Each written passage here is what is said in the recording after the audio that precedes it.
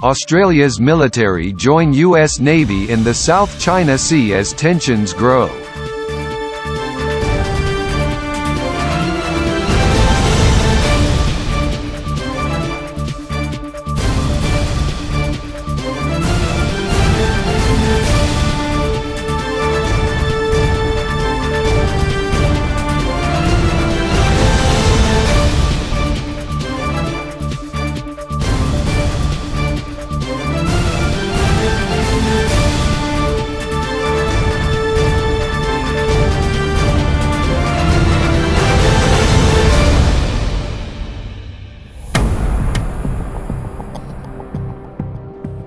The US Navy and Royal Australian Navy came together for operations in the South China Sea.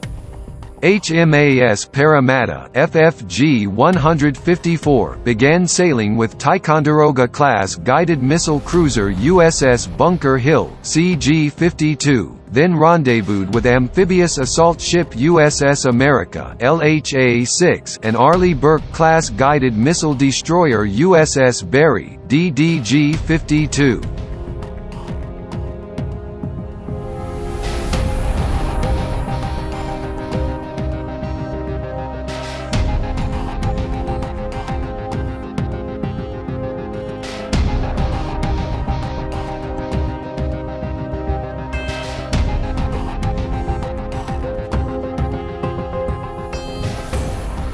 Their combined operations started with force integration training and maneuvering exercises between Parramatta and Bunker Hill. "It is great to be operating with the Australians again," said Captain Kurt Sellerberg, commanding officer of the USS Bunker Hill.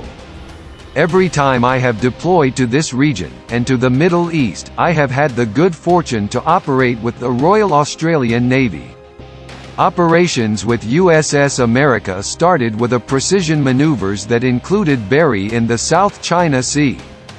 "We look forward to every opportunity we get to work with our stalwart Australian allies at sea," said Rear Admiral Fred Catcher, commander of the America Expeditionary Strike Group.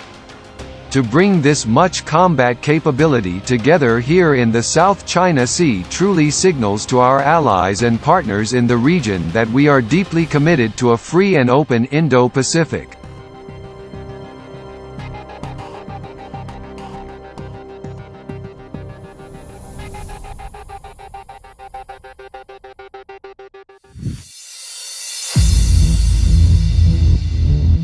Operations with Parramatta have included integrated live-fire exercises, coordinated helicopter operations, small boat force protection drills, command and control integration, and maneuvering interoperability. U.S. 7th Fleet conducts forward-deployed naval operations in support of U.S. national interests in the Indo-Pacific area of operations. As the U.S. Navy's largest numbered fleet, 7th Fleet interacts with 35 other maritime nations to build partnerships that foster maritime security, promote stability, and prevent conflict. The move came 2 days after China's Ministry of Civil Affairs and Ministry of Natural Resources released standard names for 80 geographical features in the resource-rich South China Sea, in an act claimed to be reaffirming China's sovereignty in the region. The U.S. supports Asian nations blocked by China from exercising control over their lawful territory by regularly sending warships and aircraft to operate in the contested areas. Most recently, the U.S. sent 2 military aircraft to fly near Taiwan after China conducted military drills in and around Taiwanese waters and airspace. Now the U.S. Navy has confirmed the USS America amphibious assault ship and the USS Bunker Hill, a guided missile cruiser, were also operating in the South China Sea.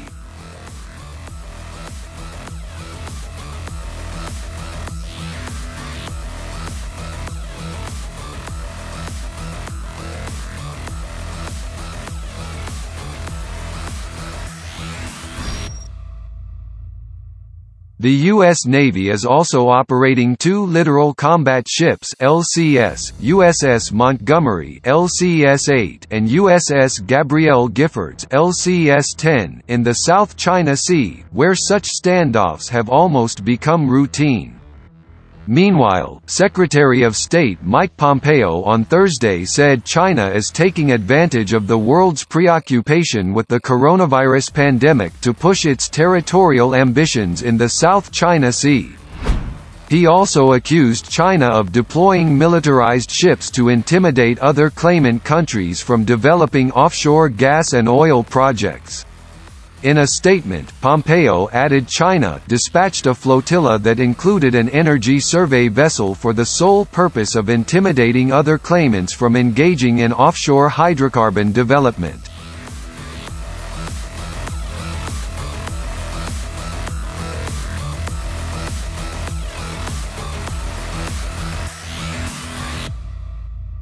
The U.S. strongly opposes China's bullying and we hope other nations will hold them to account too, he warned.